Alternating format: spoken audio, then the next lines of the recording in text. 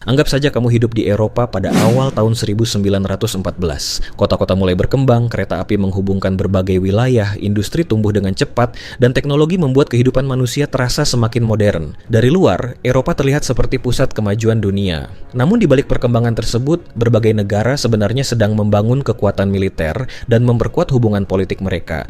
Jerman berkembang menjadi kekuatan industri dan militer yang sangat besar, Inggris memiliki kerajaan kolonial yang luas, Prancis masih menyimpan persaingan dengan Jerman, sementara Rusia berusaha memperluas pengaruhnya di kawasan Eropa Timur. Negara-negara tersebut kemudian membentuk berbagai aliansi untuk menjaga kepentingan masing-masing. Masalahnya, ketika satu negara terlibat konflik, sekutunya dapat ikut terseret. Situasi tersebut membuat Eropa seperti sebuah rangkaian yang saling terhubung, dan hanya membutuhkan satu pemicu untuk membuat semuanya bergerak. Tidak ada yang menyangka bahwa pemicu tersebut akan datang dari sebuah pembunuhan di Sarajevo. Pada tanggal 28 Juni 1914, Archduke Franz Ferdinand, pewaris tahta Kekaisaran Austria-Hungaria, bersama istrinya Sophie mengunjungi Sarajevo. Dalam perjalanan tersebut, mereka ditembak oleh Gavrilo Princip, seorang nasionalis Serbia Bosnia. Pembunuhan tersebut kemudian memicu krisis politik yang berkembang dengan sangat cepat. Austria-Hungaria menuduh Serbia bertanggung jawab dan memberikan tuntutan yang sangat keras. Ketika ketegangan semakin meningkat, Austria-Hungaria akhirnya menyatakan perang terhadap Serbia pada tanggal 28 Juli 1914. Apa yang terjadi setelahnya menjadi salah satu rangkaian peristiwa paling menentukan dalam sejarah modern. Rusia mendukung Serbia, Jerman mendukung Austria-Hungaria, Prancis berada di pihak Rusia, dan Inggris akhirnya ikut berperang setelah Jerman menginvasi Belgia. Dalam hitungan minggu, konflik yang awalnya terjadi antara Austria-Hungaria dan Serbia berubah menjadi perang besar yang melibatkan sebagian besar kekuatan Eropa. Namun ini baru permulaan. Sebelum tembakan pertama dilepaskan, sebenarnya Eropa sudah berada dalam kondisi yang sangat tegang. Persaingan antar negara tidak hanya terjadi dalam bidang politik, tetapi juga dalam ekonomi, industri, wilayah kekuasaan, dan kekuatan militer. Jerman yang baru bersatu pada abad ke-19 berkembang menjadi negara industri yang sangat kuat dan mulai menantang dominasi Inggris serta Prancis. Inggris sendiri memiliki angkatan laut yang sangat besar karena laut merupakan bagian penting dari kerajaan dan perdagangan mereka. Sementara itu Prancis masih mengingat kekalahan dari Jerman dalam Perang Prancis-Prusia dan kehilangan wilayah Alsace-Lorraine. Di Eropa Timur, Rusia mendukung berbagai kelompok Slavia dan memiliki kepentingan besar di kawasan Balkan. Semua kepentingan tersebut membuat hubungan antar negara semakin rumit. Ketika Jerman, Austria-Hungaria, dan Italia membentuk Triple Alliance, sementara Prancis, Rusia, dan Inggris kemudian membangun Triple Entente, Eropa pada dasarnya terbagi menjadi dua kelompok kekuatan besar.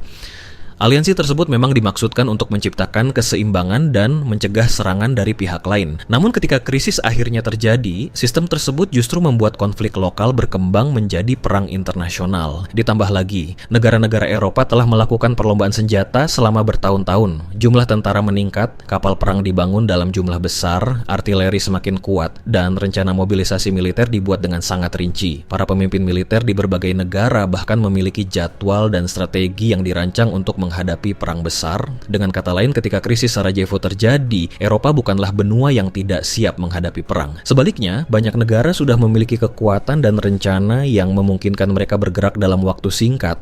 Yang belum diketahui adalah seberapa besar perang tersebut akan berkembang.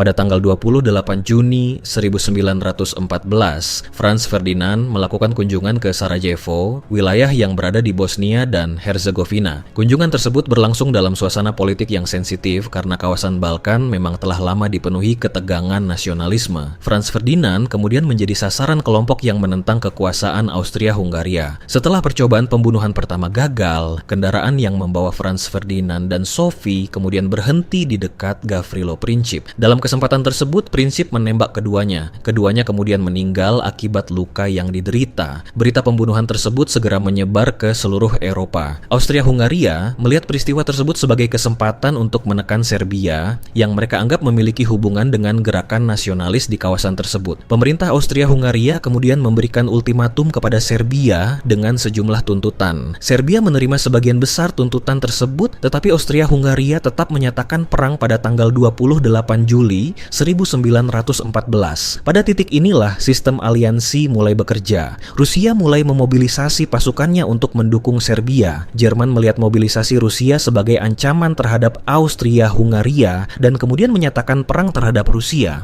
Prancis kemudian ikut terseret karena hubungannya dengan Rusia. Jerman selanjutnya melancarkan serangan terhadap Prancis melalui Belgia sesuai strategi militernya. Inggris yang sebelumnya masih berusaha menjaga posisinya, kemudian menyatakan perang terhadap Jerman setelah wilayah netral Belgia diserang. Dalam waktu yang sangat singkat, Eropa berubah dari benua yang penuh ketegangan menjadi medan perang. Apa yang awalnya merupakan konflik antara Austria, Hungaria, dan Serbia, kini telah berubah menjadi perang yang melibatkan kekuatan-kekuatan terbesar di dunia.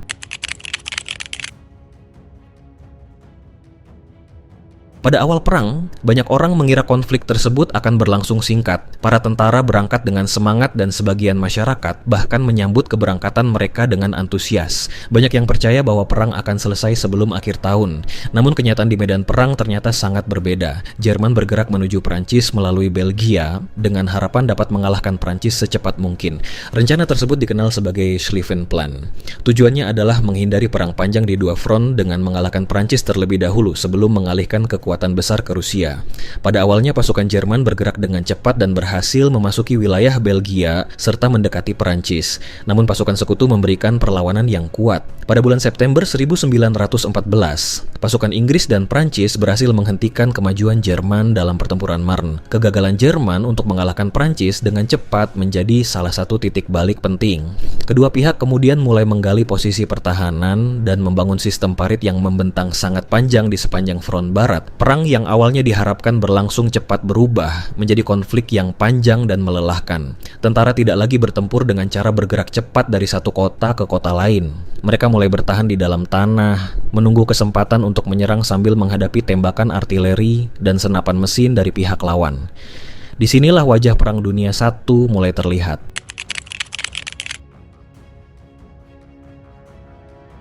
Bagi tentara yang berada di garis depan, perang bukan hanya tentang menyerang dan bertahan. Sebagian besar kehidupan mereka justru dihabiskan dalam parit yang sempit, kotor, lembab, dan penuh bahaya. Ketika hujan turun, parit dapat berubah menjadi lumpur. Air dapat memenuhi dasar parit dan membuat para tentara harus berdiri dalam kondisi yang tidak nyaman selama berjam-jam. Penyakit juga menjadi ancaman karena kebersihan sulit dijaga. Tikus dan berbagai serangga menjadi bagian dari kehidupan sehari-hari. Namun kondisi fisik tersebut bukan satu-satunya masalah.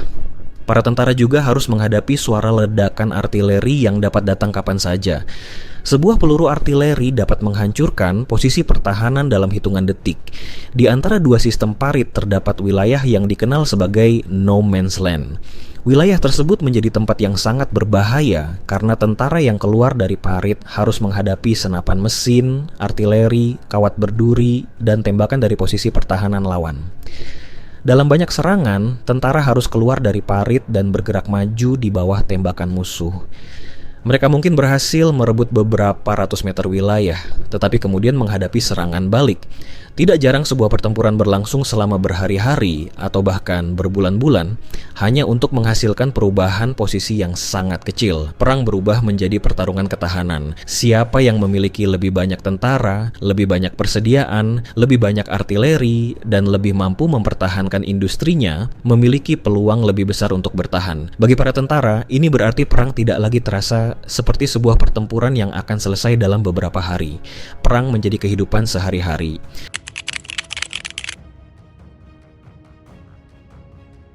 Tahun 1916 menjadi salah satu periode paling berdarah dalam Perang Dunia I. Di Prancis, Jerman melancarkan serangan besar terhadap Verdun. Pertempuran tersebut berlangsung selama berbulan-bulan dan menjadi simbol perang atrisi. Kedua pihak terus mengirim pasukan untuk mempertahankan atau merebut posisi, sementara korban terus bertambah. Tidak lama kemudian, sekutu melancarkan serangan di wilayah Somme. Pertempuran Somme menjadi salah satu pertempuran paling terkenal dalam sejarah perang karena jumlah korban yang sangat besar. Pada hari pertama serangan, pasukan Inggris mengalahkan mengalami korban yang sangat berat. Meskipun sekutu berhasil memperoleh beberapa wilayah, hasil tersebut tidak sebanding dengan jumlah korban yang dikeluarkan. Verdun dan Somme menunjukkan salah satu kenyataan paling mengerikan dari Perang Dunia I. Dalam perang modern, kemenangan tidak selalu berarti menghancurkan musuh dalam satu serangan besar. Terkadang kemenangan berarti membuat lawan kehilangan lebih banyak sumber daya daripada yang mampu mereka gantikan. Masalahnya, strategi seperti ini juga menghancurkan pihak yang menggunakannya. Jutaan tentara terus dikirim ke garis depan, sementara keluarga mereka menunggu kabar dari medan perang. Di belakang garis depan, pabrik terus bekerja, makanan mulai dibatasi, dan masyarakat harus hidup dengan kenyataan bahwa perang mungkin masih berlangsung selama bertahun-tahun.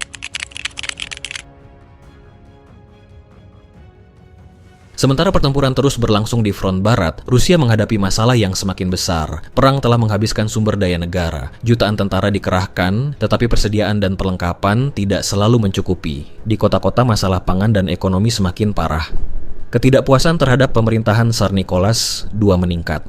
Pada tahun 1917, revolusi akhirnya mengguncang Rusia. Tsar Nicholas II turun dari takhta dan pemerintahan sementara mengambil alih kekuasaan. Namun perang tetap berlanjut dan kondisi masyarakat semakin buruk. Beberapa bulan kemudian, kaum Bolshevik yang dipimpin Vladimir Lenin berhasil mengambil alih pemerintahan. Salah satu janji utama mereka adalah mengakhiri keterlibatan Rusia dalam perang. Setelah melalui proses negosiasi, Rusia akhirnya menandatangani perjanjian Brest-Litovsk dengan Jerman pada tahun 1918. Rusia keluar dari perang dan Jerman memperoleh kesempatan untuk memindahkan pasukannya dari front timur ke front barat. Bagi Jerman, ini merupakan perkembangan yang sangat penting. Mereka kini dapat memusatkan kekuatan lebih besar untuk menghadapi Prancis, Inggris, dan sekutu lainnya. Namun pada saat yang sama, sebuah negara baru mulai masuk ke dalam perang, Amerika Serikat.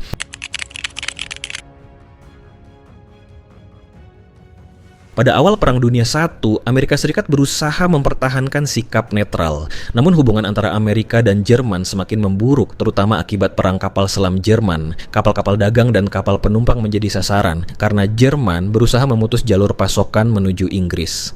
Situasi tersebut semakin memanas setelah Jerman kembali menerapkan perang kapal selam tanpa batas pada tahun 1917.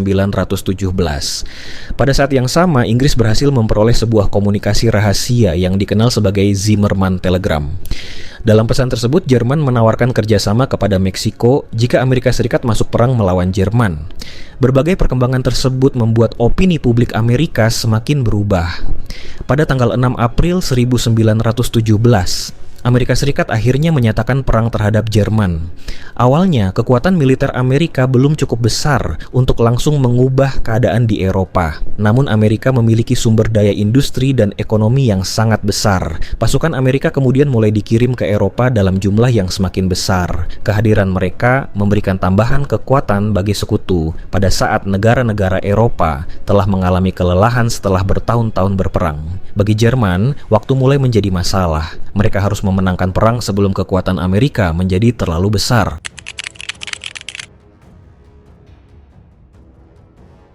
Salah satu hasil paling terkenal dari proses tersebut adalah Perjanjian Versailles. Perjanjian ini memberikan berbagai ketentuan berat kepada Jerman, termasuk pembatasan militer dan kewajiban pembayaran reparasi. Para pemimpin negara pemenang berharap perjanjian tersebut dapat menciptakan perdamaian yang bertahan lama.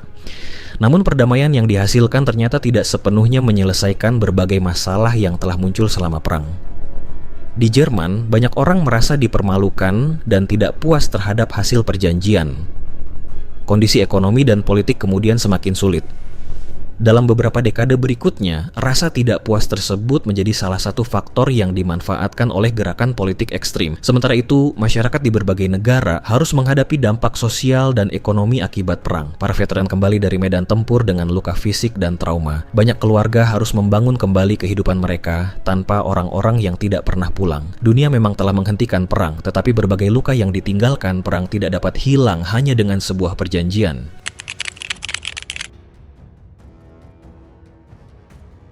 Lalu, apa yang sebenarnya dapat kita pelajari dari Perang Dunia I? Apakah perang tersebut terjadi hanya karena pembunuhan Franz Ferdinand? Jawabannya tentu tidak sesederhana itu. Pembunuhan Franz Ferdinand merupakan pemicu langsung, tetapi di baliknya sudah terdapat persaingan antar negara, nasionalisme, perlombaan senjata, imperialisme, dan sistem aliansi yang membuat krisis kecil dapat berkembang menjadi konflik besar.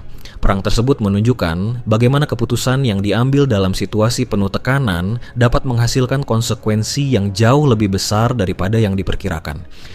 Para pemimpin pada tahun 1914 mungkin mengetahui bahwa perang akan membawa korban, tetapi mereka tidak dapat sepenuhnya memperkirakan bagaimana konflik tersebut akan berkembang menjadi perang industri selama lebih dari 4 tahun. Inilah salah satu alasan mengapa Perang Dunia I masih menjadi pelajaran penting dalam sejarah hubungan internasional. Perdamaian tidak hanya bergantung pada tidak adanya perang. Perdamaian juga membutuhkan komunikasi, diplomasi, kemampuan mengelola konflik, dan kesediaan negara-negara untuk mencegah krisis berkembang menjadi sesuatu yang tidak dapat dikendalikan. Ini adalah cerita tentang bagaimana dunia modern menemukan bahwa kemajuan teknologi tanpa kendali politik dapat menghasilkan kehancuran dalam skala yang luar biasa. Dan mungkin pelajaran paling penting dari perang ini adalah bahwa sejarah tidak selalu memberikan kesempatan kedua. Jangan lupa untuk like, komen, dan subscribe. Sampai jumpa.